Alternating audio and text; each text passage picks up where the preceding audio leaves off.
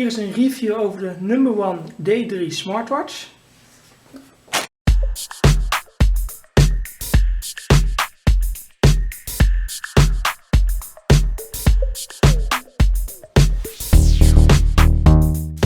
In dit tweede deel gaan we allereerst kijken wat allemaal in de doos zit en daarna gaan we hem installeren. Ten slotte gaan we ook even naar alle functies kijken. Allereerst wat er in de doos zit. Allereerst zit natuurlijk de smartwatch zelf erin. Daar kijken we zo meteen naar.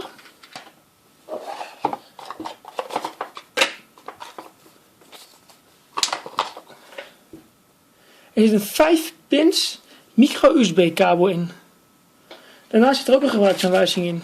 Zowel in het Engels als in het Chinees te lezen is. Natuurlijk zit er ook een accu bij. Welke een verbazingwekkende grootte heeft van 380 mAh.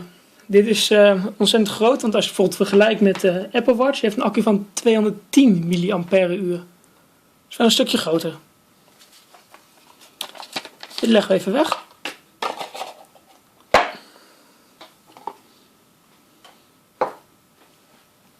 De smartwatch ziet er mooi uit. De behuizing is van plastic. En de smartwatch heeft een rubberen band, wat lekker aanvoelt. Het rechthoekige scherm heeft een 1,22 inch IPS beeldscherm met een schermresolutie van 128 bij 128 pixels. De smartwatch heeft een RAM van 32 MB en het interne geheugen is ook 32 MB. Als we de smartwatch open doen, zie je in de hoek ergens een clipje als het goed is. Kijken.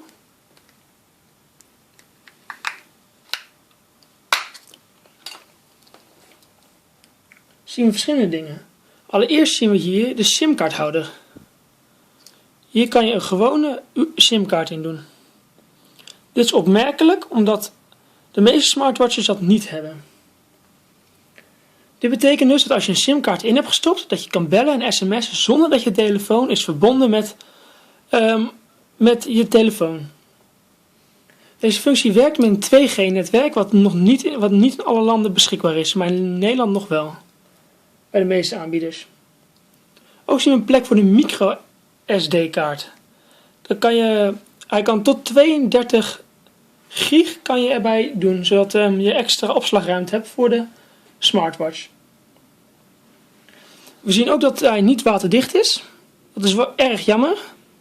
Maar dat mag natuurlijk ook wel voor. Het zou bijzonder zijn als hij wel waterdicht is voor deze prijs.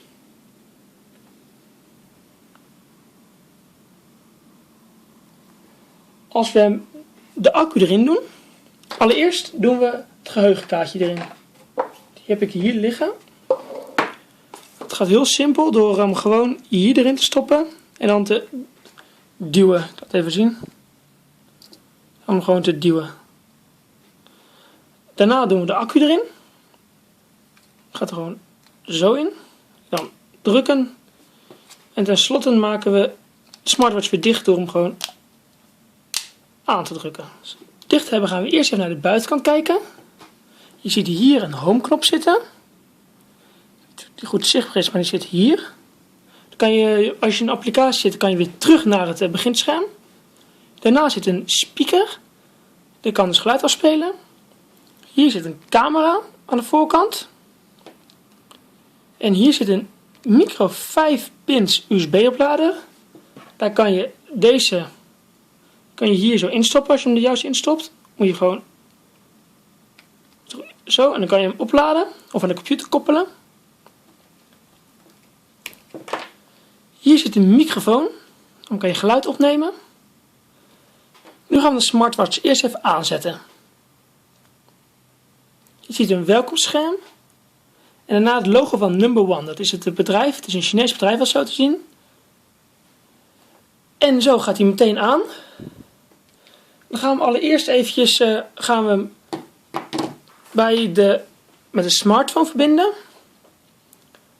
Schakelen we even over naar de smartphone. Zo, nu zien jullie ook het scherm van de smartphone. moeten we eerst de desbetreffende applicatie downloaden. Dat is de MediaTek Smart Device. Installeren.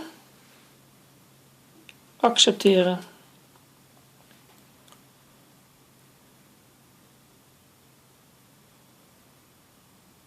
Even wachten en dan kunnen we, als het goed is, kunnen we de applicatie selecteren en dergelijke met deze app.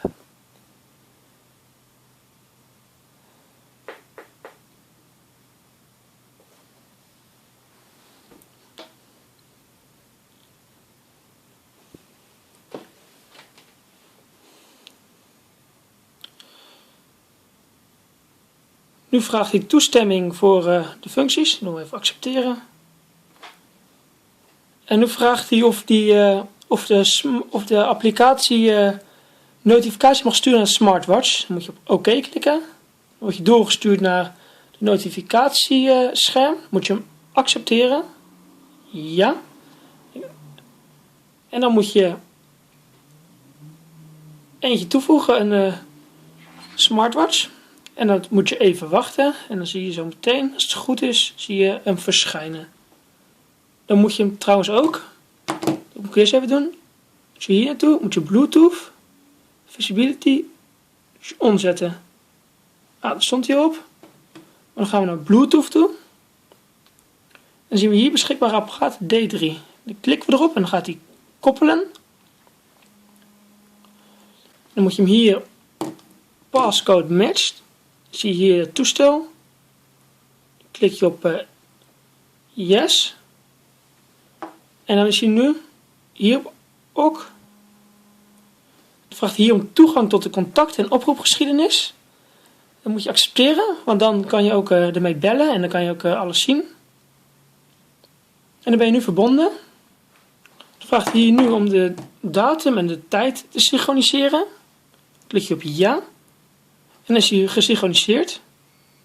En dan krijg je al meteen de eerste melding binnen. Dan kan je hem hier bekijken.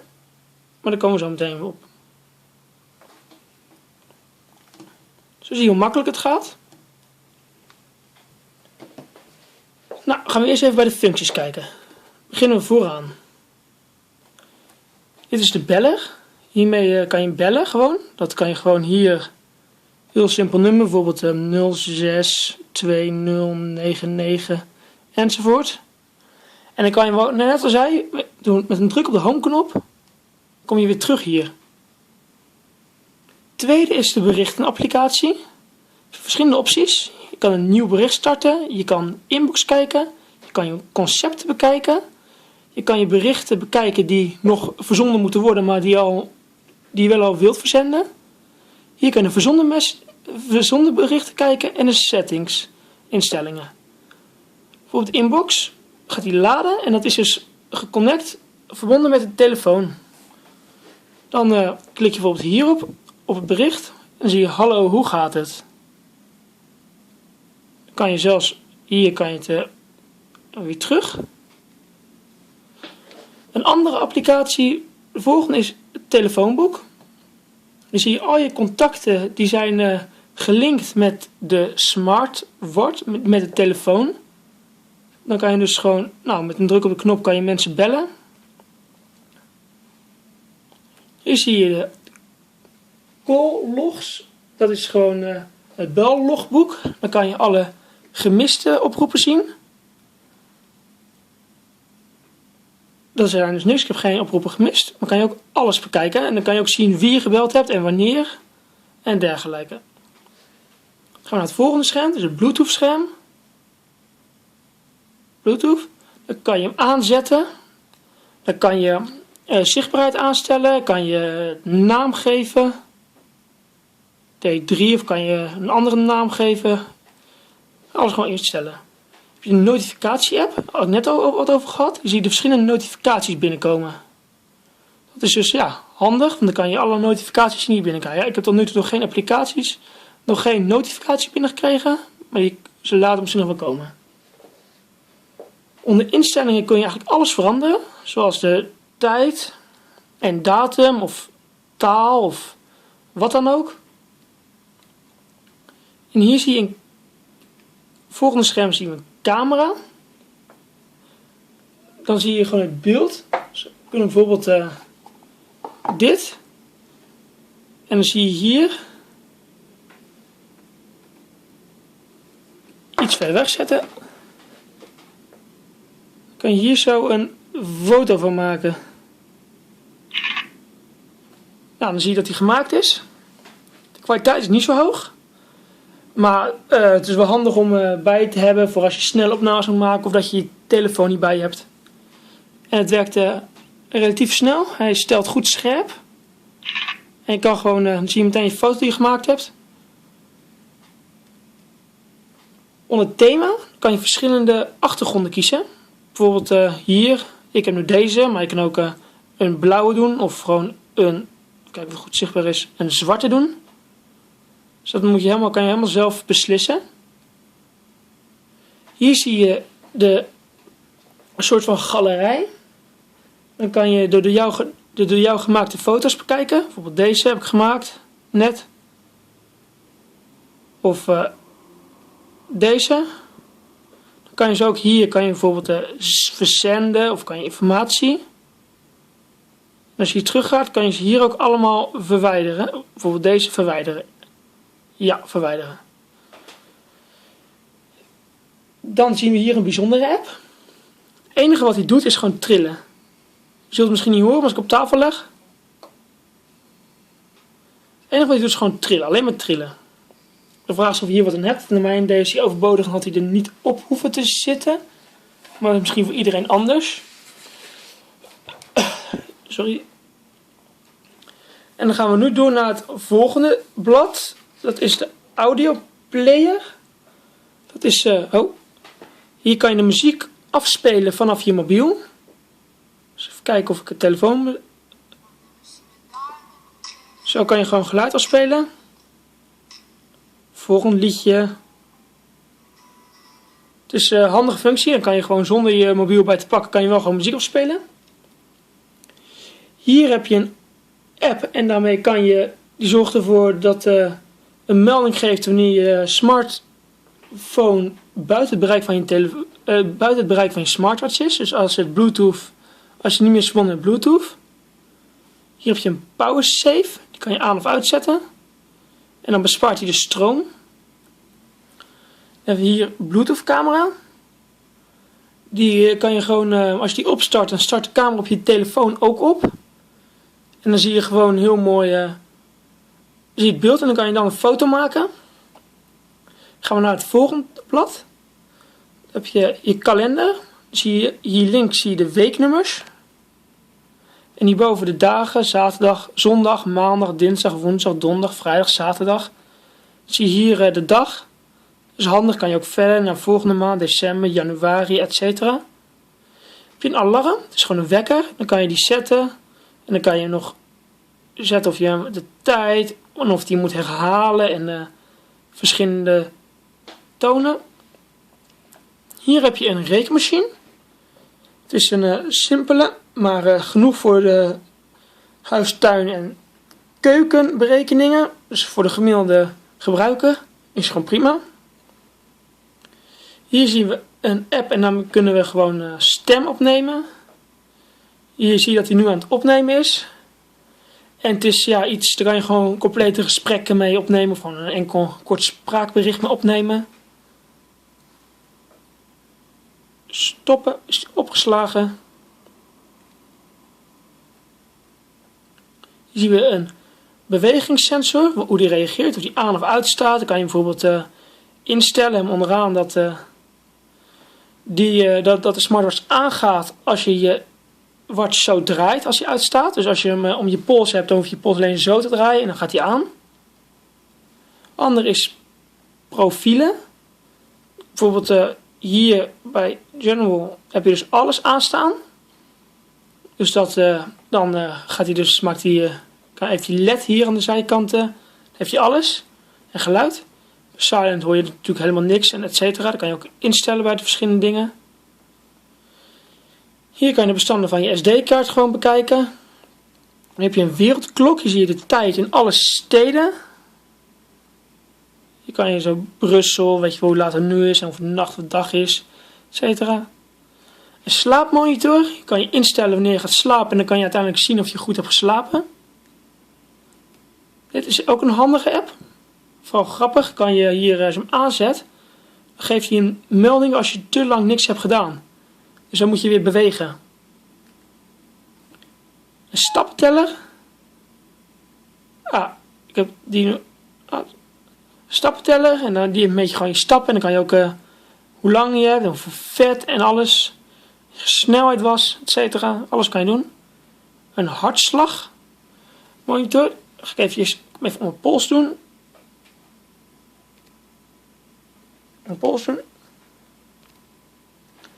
Zo, op mijn pols. Dus dan gaan we hartslag. Dan gaat hij dus meten.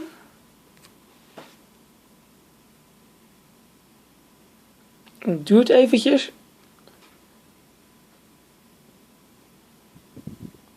Ik weet niet of die zo betrouwbaar is, dat durf ik niet te zeggen. Maar hij geeft nu op zich wel een realistische hartslag weer. Daarnaast hebben we ook een app en dan zie je je temperatuur. Die vind ik ook een bijzondere app, want ja, maar misschien werkt die goed. Dat kan ik nu niet nakijken, maar dat is wel een leuke app. Dan zie je bijvoorbeeld nu dat ik 36,5 ben. Dat lijkt me een beetje onrealistisch op dit moment, maar wellicht wel. En een UV. Ik zit dus nu in de zon, maar als je in de zon zit kan je dus UV-straling meten. Ja, nu zal hij niet echt een resultaat geven, want ik zit niet onder in de zon, maar we zullen kijken wat hij geeft.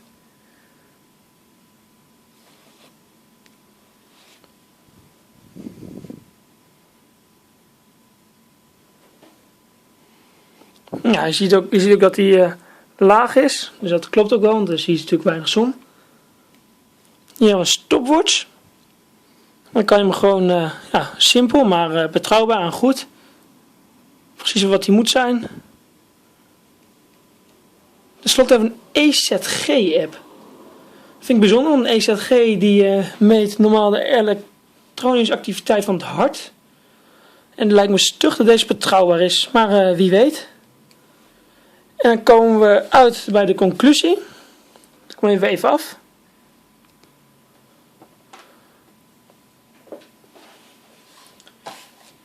Mijn conclusie is dat deze smartwatch een erg goede prijs-kwaliteitverhouding heeft.